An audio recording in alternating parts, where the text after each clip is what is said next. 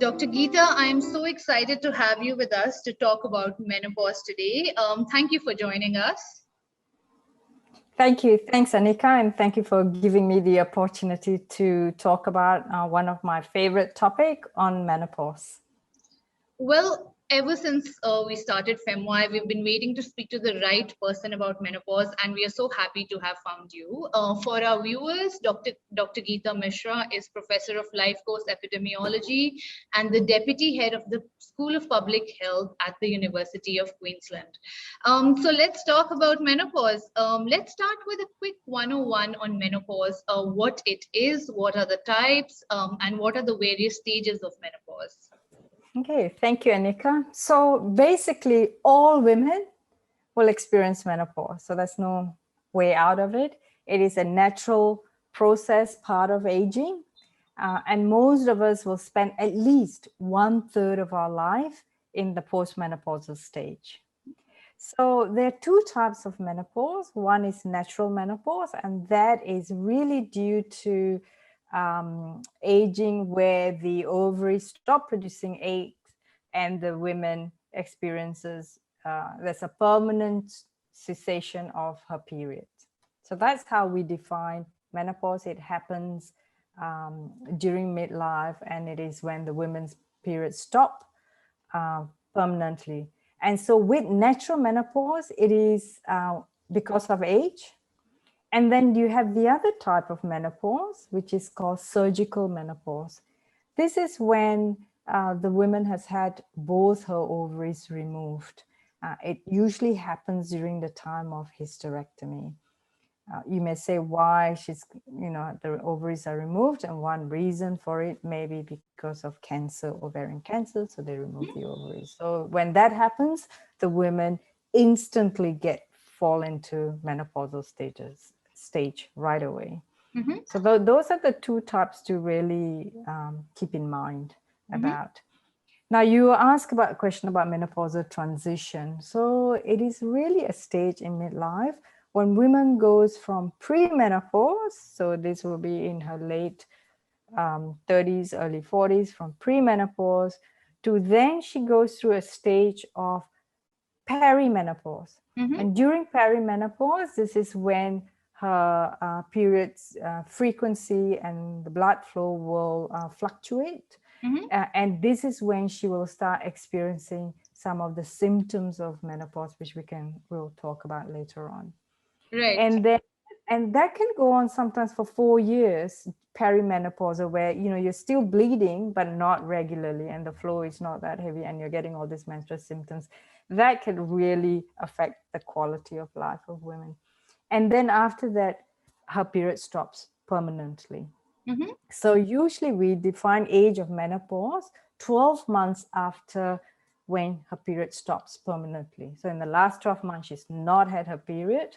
That's the age of natural menopause. Right. So that's what happens during the transition. So it's a long period, and for some women this can go on from 4 years to 7 years. Some women even go through this transition for 11 years. So right. You can imagine how that affects them. Yeah. Right. I also wanted to speak to you about the age of menopause. Now, I've been reading that I think in the US or in Europe, it's around the average age of menopause is around 51 years. I think in India is a little lower; it's at 46. I think there are variations depending perhaps on your race or a variety of other factors. I believe. Could you talk to us about the age of menopause and what are the predictors of the age at menopause? Okay, so age of menopause. So one of the things I'm going to discuss with you is that this is the study that I've been leading that has data on 800,000 women. It's called the Interlace Project. And it is really... it has large data sets that we are able to look at the different variations in age of menopause and what predicts it. Okay. Now, what we believe is that age of menopause is such an important marker of a woman's, not only of her future health, which we will talk about later on, but also is a marker of her past health and also her current health. So give you an example, there's huge variation in age of menopause, as you mentioned correctly, and in India and Latin America, it's slightly lower than in some of the high-income countries. Now, let's remember that one of the best way to know what your age of menopause is what's the age of menopause of your mother. Right. Right? So that is important to know that, because that's going to prepare, because a significant proportion of age of menopause is genetics. The other thing also in terms of age of menopause, what are the predictors of age of menopause? What we've shown is certainly the more children you have, the later is your age of menopause. Okay. And if you're a smoker, then your age of menopause can be reduced by at least a year. So smokers tend to have earlier menopause. Now in India, maybe, it'd be interesting to see what's the relationship between tobacco use and age of menopause. And I don't think I've seen a lot of data on that. So that's another thing that could be more relevant to Southeast Asian and places like India, where women chew betel leaves and tobacco. So we don't really know how that affects, but we do know smoking brings on menopause earlier. The other thing that you need to know about age of menopause is that, so in terms of predictors of age of menopause, what we found is that very underweight women or overweight women tend to have earlier age of menopause, so earlier than the normal. So the thing also is to think about what it all means. What does it mean? Okay. Right. So literally what it means is that 10 years before a woman experiences her menopause, right? 10 years beforehand, her fertility will start to decline. So if you're planning if you have an early menopause and you're planning to have a kid, you need to take that into account. And that's what I was saying to you before, knowing your mother's age of menopause is important in terms of, planning for kids and so forth. Right. The other thing also is that there are two definitions of what we call premature menopause. So if you have your menopause before the age of 40, so as you're saying in India, say, for instance, 46, 47 years is the average age. So if you have menopause before the age of 40, it's what's known as premature menopause, right? And if you have a menopause between the age of 40 to 45, it's known as early menopause. So one thing, Anika, what we need to remember is this definition of premature and early menopause. These are all based on data from high-income countries where the average age of menopause is about 50 to 51. Right. So I think that for Indian women, the age of menopause, the premature menopause and early menopause should be slightly earlier, because if your average age is about 47, 48 years, so I think the whole distribution shift. So why is that important? And what we'll see is that those with premature menopause and those with early menopause tend to have poorer health outcomes. Okay. Now, the thing is that why is that? It's because when we have experienced menopause, the hormone estrogen completely stops. Or, our fat cells can produce estrogen, but the estrogen produced by ovaries no longer happens. So we run out of estrogen, basically. Why is estrogen important? They've shown that estrogen is good for heart health, is good for bone health. So all of a sudden, if you have early menopause or premature menopause, all of a sudden the estrogen has stopped, and then you tend to get this condition of post-menopause earlier on. So that's why the early age of menopause and the premature age of menopause is very important.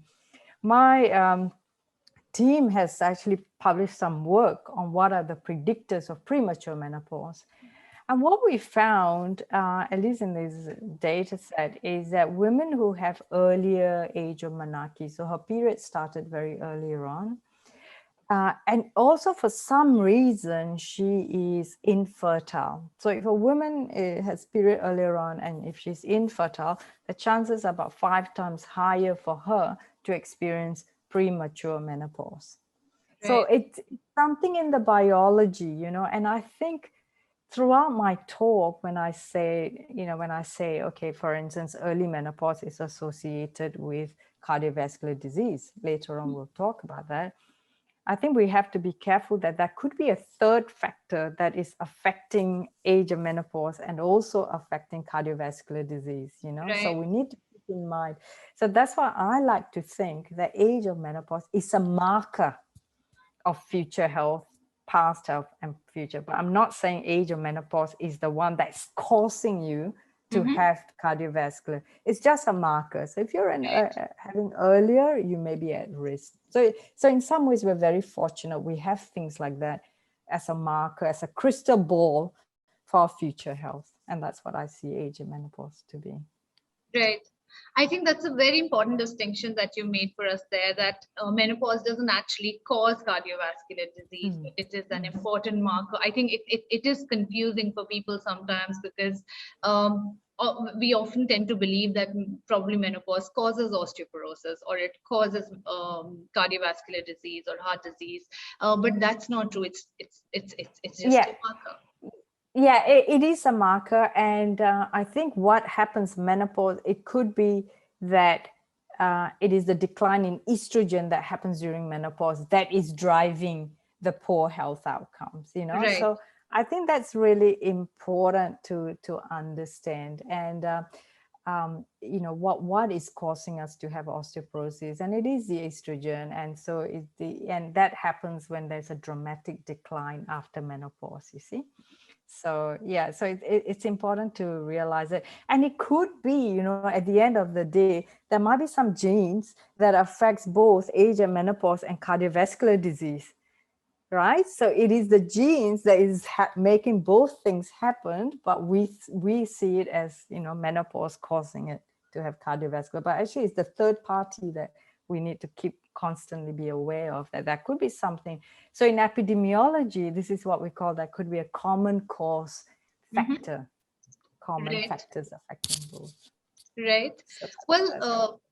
talking of estrogen, I wanted to speak to you about the symptoms of menopause and the Yeah. common symptoms that women experience during their menopausal transition.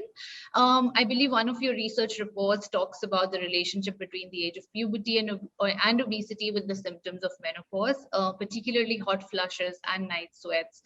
Could you Mhm. talk to us more about that? Sure. Um, so at least 50% of women will experience some sort of symptoms. Not all women, but around 50, half of the women will experience some sort of symptoms during the menopausal transition. And so the symptoms that's known to be associated with menopausal transition is what we call vasomotor symptoms. Mm-hmm. So the vasomotor symptoms are comprised of two symptoms. One is hot flushes, and the other one is night sweats. Mm-hmm. So hot flushes, what happens is that the woman starts to feel warm slightly from her face to her neck for a few minutes, and then it just disappears, and then that's usually accompanied by profuse sweating. Mm-hmm. So then, and that again, for a very short period of time, she will experience that. Then it goes away, disappear, and she may feel cold after that, So you see women with jumpers on, taking them out, So that happens. So that is hot flushes. Night sweats happens the same thing, but it happens at night. Mm-hmm. So the thing is about vasomotor symptoms is that if it's prolonged, a lot of women will start feeling anxious about it. It does bother their sleeping patterns. So, not sleeping well. So that changes her mood, so that's why I think vasomotor symptoms it's important to be able to manage it properly. We looked at some of the factors that affect vasomotor symptoms, and what we found is that, as you mentioned, earlier age of puberty or menarche, was associated with vasomotor symptoms, more severe ones, and also obesity. So women who were overweight or obese tended to experience severe vasomotor symptoms. So that's something that we can do something about. We can't change the age at Manaki, it's all set, but there are other modifiable factors that we can try and perhaps take into account to alleviate some of the symptoms. Right. I do want to talk about how do we alleviate the symptoms, but yeah. You mentioned weight, and being even how being underweight or overweight can impact when your age at menopause, right? So would you say that lifestyle, or what you're eating, or what your weight is, what your BMI is, do you believe that these are important factors, for not just for symptoms but also your age of menopause, and they can determine a whole bunch of things there? Yeah. Yeah, so Anika, what you've mentioned is bang on. I think there are things we can't change. Our genetics we can't change, but what we can change is try and change our environment. Right. So in terms of the lifestyle factors, you're absolutely right. So being what our studies have shown is being overweight or obesity was associated with higher prevalence of the symptoms. So the other thing also is, even though there isn't a conclusive evidence, but also being physically active, but they're all related, aren't they? Right. Physically activity with the body weight, but also we've shown adopting a healthy diet. One of the work that was again done using this international pool consortium data is that we found women who consumed a fair amount of soy products. So that's like tofu and that sort of textured vegetable soy protein. They tended to have they reported lower complaints of vasomotor symptoms. And we know that, for instance, soy products does have estrogen characteristics in it, so compounds in it. So that could be one way of, again, healthy diet, high in fiber, keeping the weight is important. And all the more it is important now, with the COVID lockdowns and all that, and all of us are basically, piling on the pounds, not not exercising and stuff like that. So it's extremely important to be a lot more mindful, because not only will it help you to alleviate some of the vasomotor symptoms now, but also these are extremely important for future health. Right. Yeah. Right. So let's talk about what can women do to alleviate the symptoms of menopause. This is a question we get asked so often, whether there are natural ways to alleviate the symptoms. Women are also often not clear whether they should choose hormone replacement therapy. Is it going to make them vulnerable to cancer or cardiovascular disease? Could you talk to us about that?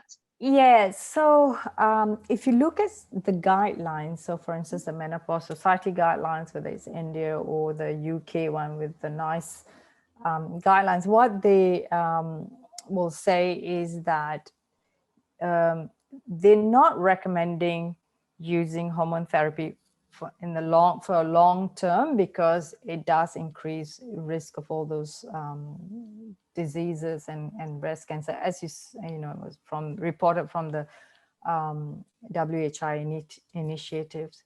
So what they're saying is that you can take hormone therapy, but take it for the shortest possible time to alleviate the symptoms. So you don't want to prolong using it. You take it for the shortest possible time to get rid of the symptoms. So that's what, if the symptoms is really bad and the woman can't manage it, there is this option. The other thing also that has been recommended is that for women who experience surgical menopause, so this is when the ovary gets removed at a younger age, or for women who've had premature menopause or early menopause, then what they're recommending is for her to go on hormone therapy until the average age of menopause. So if she experienced premature menopause at the age of 38, she might be asked to, could be encouraged to go on hormone therapy up to the average age. In India, maybe up to age 47. So that's another thing. But I think it is important to really see what can be done in a natural way, So there's some studies that have found, say, doing yoga help with sleep in during vasomotor symptoms. If a woman is experiencing vasomotor symptoms, it's best to do that. I think the natural way is the best way, right? Definitely, I think what is very important is really maintaining a healthy body weight, and just making sure that your BMI is between 20 to 25 kilograms per meter square. I think that's important, and not put on weight or overweight. Exercise. So there are lots of, these are the lifestyle factors that can help both current health and future health, and it's a good start to getting yourself into that routine of looking after, in that sense. Right. Very important. Right. The last thing I want to ask you today is that when a woman starts noticing the symptoms of menopause, a lot of women don't really go to a physician because they might attribute it to, stress or anxiety or something else. Some women have irregular periods, but they don't necessarily think it's menopause. So what would you recommend? Should they be seeing a doctor for it? Because at least in India, it's not something, unless like you have really bad symptoms, like you have lots of hot flushes, you have irregular bleeding, then women might see a doctor, but it's a lot of times women don't. So would you recommend that they should do that, and when is the right time to do it, or how should they be better prepared? Okay, so Anika, personally, I think I'm very careful not to medicalize menopause, because it's a natural process. We all go through it. So, for instance, if the woman hasn't had her period for the last 3 months, but she's had her periods in the last 12 months, and her flow is changing, then and she's in mid-age. So we can say she's in perimenopause stage. But if she hasn't had her period for a year, that means she's post-menopause. Right. So personally, I don't think, unless it's something really bothering her, her symptoms are getting worse, she can't sleep, she can't do anything, that she, then she can try and say, go and get some help from the doctors. But there are a whole bunch of lifestyle factors, as I mentioned before, that she could be doing. So that is why I would say, if it is menopause, it is part of aging. And so I wouldn't be rushing to see a doctor unless I have something that I really need to consult, and whether it's my symptoms or it's really bothering me or something like that, or or for instance, for the women, if she has bloated stomach for a long time, indigestion problems and all that, then I think it's so important to know that it's not menopausal symptoms, and it's good to get it checked out. Right. So the menopausal symptoms I'm talking about that's been known to be menopausal symptoms is your hot flushes and night sweats, and the women may experience vaginal dryness. These all things are known to be a result of the body losing estrogen. But, some women during the time of menopause, she may also experience bloated stomach and all that. That is not menopausal symptoms. She needs to get it checked out. Right. Right. So I think we need to be so careful, that not everything is in menopause. The ones that are known in the literature, definite menopausal symptoms, is your hot flushes, night sweats, vaginal dryness. These are part of aging, and it will go away with time. But if the women experience anxiety, depression, bloated stomach, that sort of thing, then she really does need to go to the doctor to check it out, what's wrong. Right. Well, I think that's all the time we had for today. But we would love to come back to you and talk a lot more about menopause, especially about its relationship with cardiovascular disease, with mental health, with osteoporosis. So we should definitely speak very soon again.